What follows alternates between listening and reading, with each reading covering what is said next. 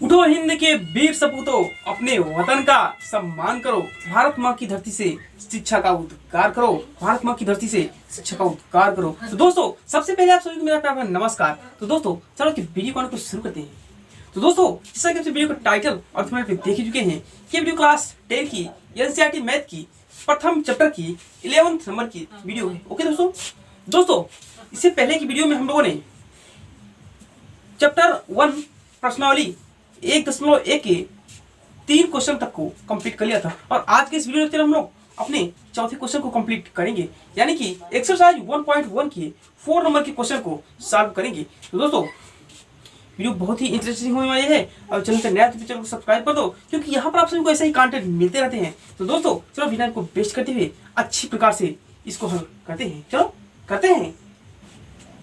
तो दोस्तों, यहाँ पे अपने व्हाइट बोर्ड पे इस प्रकार से लिखा है, प्रश्नावली 1.1 क्वेश्चन 4 है कि यूक्लिड विभाजन प्रमेयिका का प्रयोग करके दर्शाइए कि किसी धनात्मक पूर्णांक का वर्ग किसी पूर्णांक यम के लिए 3m या 3m+1 के रूप का होता है। ओके, क्वेश्चन को फिर से समझें एक बार।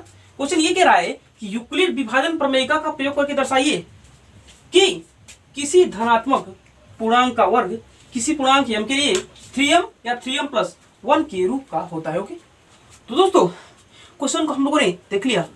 क्वेश्चन यही कह रहा है कि अपनी यूक्लिड विभाजन की जो प्रमेयिका होती है, क्या होती है? यूक्लिड विभाजन की प्रमेयिका यही होती है कि a बराबर b³ + r का शून्य smaller equal r smaller than b, यानी कि भाज्य बराबर भाजक गुणित भागफल प्लस शेषफल। ओके, और इसका उपयोग तो हम लोग जानते हैं कि प्रमेयिका जो होती है यह एक सिद्ध किया हुआ कथन होता है और ये किसी दूसरे कथन को सिद्ध करने में प्रयुक्त होता है। ओके, और जो अपनी यूक्लिड विभाजन एल्गोरिथम होता है उसमें तो इसका ताबड़तोड़ प्रयोग होता ही है, आप लोग अच्छी तरह जानते होंगे।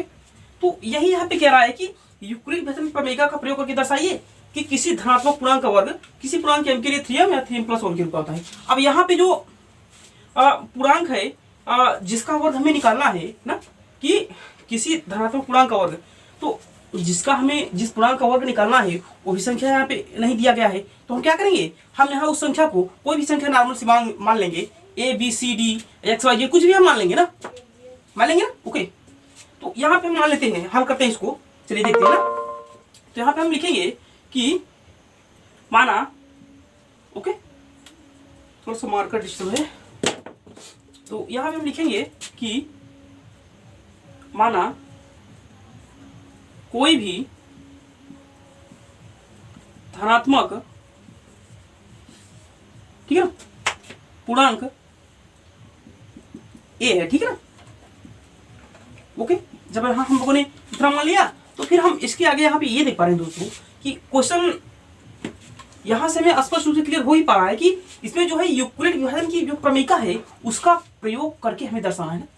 और यूक्लिड विभाजन की प्रमेयिका यही होती है, हमने अभी बताया कि a बराबर b³ + r का शून्य smaller than equal r smaller than b, ठीक है, यानी कि भाज्य बराबर भाजक गुणे भागफल और प्लस शेषफल, ठीक है। और इसकी जो क्राइटेरिया होती है वो यही होती है, यहाँ पे लिखा है कि शून्य smaller than equal r smaller than b, ठीक है ना, यानी जो शेषफल होगा वो या तो सदैव शून्य होगा या सदैव शून्य से बड़ा होगा, लेकिन जो b का मान है उससे सदैव छोटा होगा। ओके, इतना हम लोग जानते हैं, क्लियर है।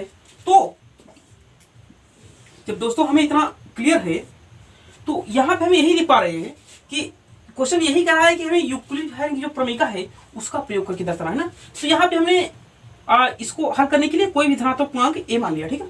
जब हमने a मान लिया तो अब क्या करना है? हमें इसी पर तो उसको अप्लाई करना है ना, यानी कि इसी का जो ये हमने माना है इसी का वर्ग करके हमें दर्शाना है ना कि 3m या 3m+1 के रूप का होता है, ठीक है।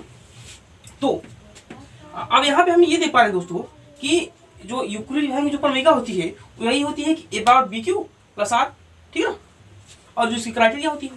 तो क्योंकि दोस्तों यहाँ पे जो a का मान है, ठीक है ना, a का मान तो कुछ क्लियर है नहीं, बस हम सपोज के लिए इसको माने हैं क्योंकि a का मान क्लियर नहीं है, ठीक है। उसी प्रकार से हमें यहाँ जिस धनात्मक पूर्णांक को हमें सिद्ध करना है m के लिए ना कि 3m या 3m+1 के रूप का होगा, तो यहाँ पे m का मान भी क्लियर नहीं है। क्या हमने ये कहा कि जो a का मान है उसका भी मान क्लियर नहीं है और यहाँ पे जो m का मान है उसका मान भी क्लियर नहीं है, और हमें यही सिद्ध करना है कि जो किसी धनात्मक पूर्णांक का जो वर्ग होगा वो यम के लिए किसके लिए यम के लिए 3m या 3m प्लस 1 के रूप का हुआ ना, इतना है। तो जब इतना है तो जब यम का मान भी क्लियर नहीं है और ए का मान भी क्लियर नहीं है, तो अच्छा इतना पहले समझते हैं। फिर जब हम यहाँ पे और थोड़ा सा ध्यान देते हैं तो यहाँ पे जो 3m या 3m प्लस 1 है ना, अगर इसकी हम तुलना यहाँ पे जो अपनी यूक्लिड की जो प्रमेयिका है यानी कि ए बराबर बी क्यू प्लस आर जो इस रूप की है, अगर इस रूप से करते हैं तो यहाँ पे हम पाते हैं कि जो अपना 3m है यहाँ पे बी क्यू के रूप में नजर आ रहा है, ठीक है। और उसी प्रकार जो 3m प्लस 1 है यहाँ पे बी क्यू प्लस आर के रूप में नजर आ रहा है, ठीक है। नजर आ रहा है कि नहीं? बिल्कुल आ रहा है, क्योंकि यहाँ पे बस यही बदलाव है कि यहाँ पे जो हमें सिद्ध करना है जिस रूप में, और उसके स्थान पे यहाँ यम दिया गया है और यहाँ पे जो अपनी प्रमेयिका है उसमें क्यू दिया गया है, ठीक है। बस यही अंतर है। तो जब हम यहाँ से पा गए दोस्तों कि स्पष्ट रूप से कि क्यू के स्थान पर ही यम आया है, इसमें भी और इसमें भी, जब हमें यहाँ से क्लियर हो जाता है तो हम क्या करेंगे, तब हम इस प्रश्न को हल करने के लिए अपनी यूक्लिड विभाजन की जो प्रमेयिका है इसी का उपयोग करेंगे। और क्योंकि यहाँ पे यम का मान भी पता नहीं है और उसी प्रकार से ए का मान भी पता नहीं है, जब पता नहीं है दोस्तों तो जो हम यूक्लिड विभाजन की जो प्रमेयिका का उपयोग करेंगे तो यहाँ पे हम बी के रूप में यहाँ पे 3 लेंगे, क्या लेंगे 3, बी के रूप में हम 3 का उपयोग करेंगे, ठीक है ना। यहाँ पे 3 है ना, तो इसका उपयोग करेंगे और शेषफल के रूप में यहाँ पे 1 का उपयोग करेंगे, ठीक है।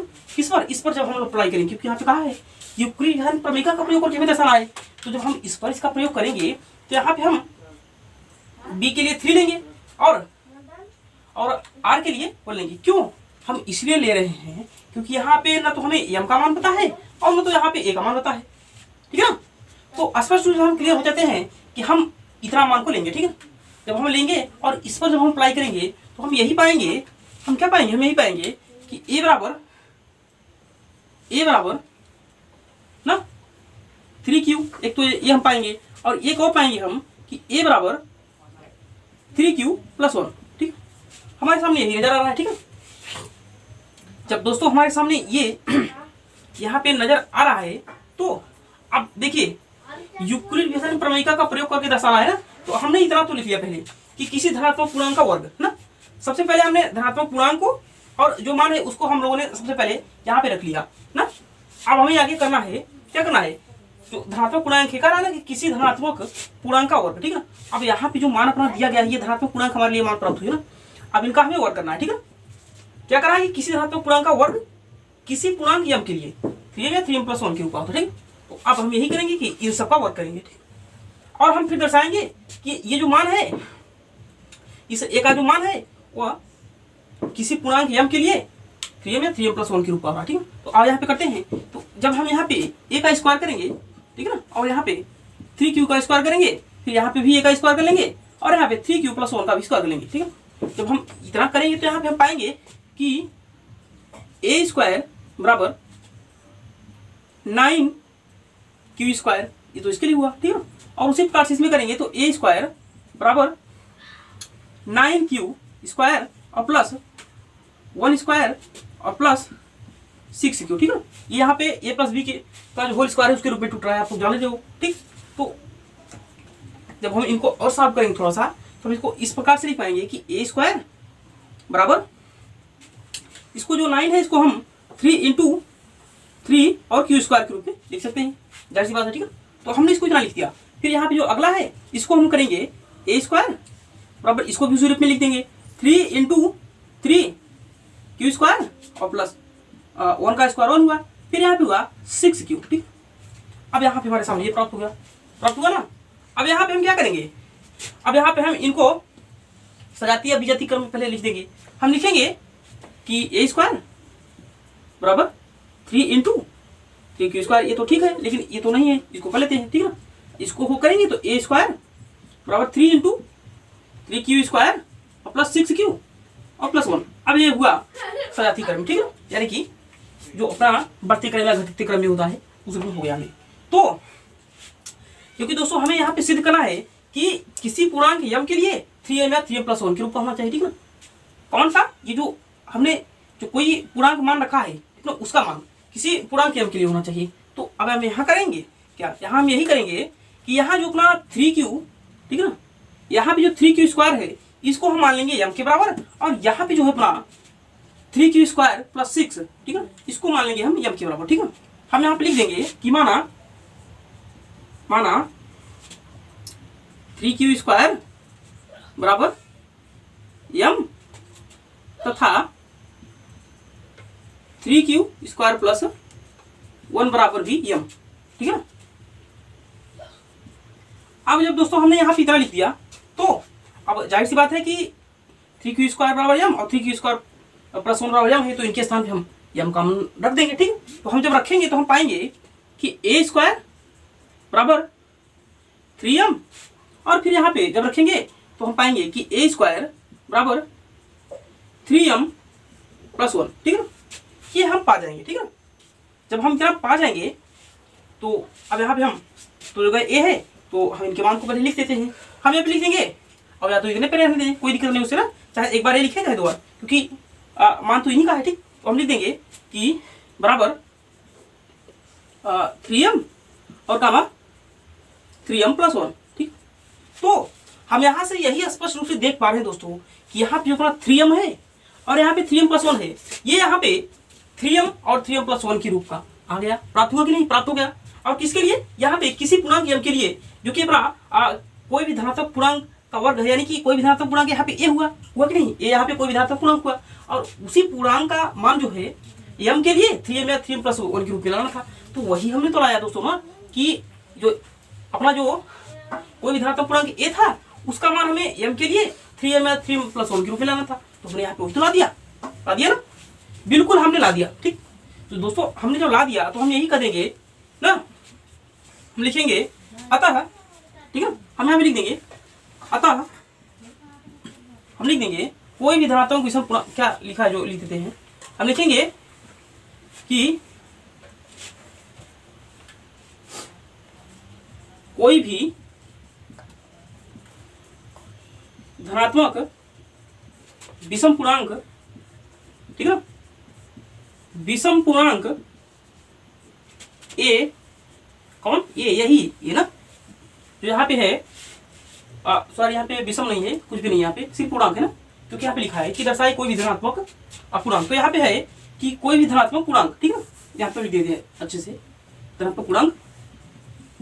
धनात्मक पूर्णांक कौन? धनात्मक पूर्णांक a ना, का वर्ग ना, किसी पूर्णांक, जहां पे लिखेंगे हम किसी पूर्णांक m के लिए, किसके लिए? m के लिए 3m या 3m प्लस 1 के रूप का हो सकता है, ठीक है। ओके दोस्तों, तो यहाँ पे हम लोगों ने अपने चौथे नंबर के सवाल को अच्छी प्रकार से हल करिए दोस्तों, ठीक है ना। तो आप लोग अच्छी प्रकार से देख लीजिए और इसका प्लीज अच्छी प्रकार से स्क्रीनशॉट ले सकते हैं, ठीक है। तो हमें उम्मीद है कि आप लोग को बहुत ही अच्छी प्रकार से क्लियर हो पाया होगा कि अपना चौथा क्वेश्चन किस प्रकार से हल करना, ठीक है। तो दोस्तों आज की वीडियो करने को यही तक रखना चाहेंगे। आज का वीडियो कैसा लगा हमें कमेंट बॉक्स में जरूर बताइए, और अगर वीडियो पसंद आए तो वीडियो को लाइक करें और चैनल को सब्सक्राइब करें और वीडियो को शेयर करना ना भूलें। थैंक यू दोस्तों, नमस्कार।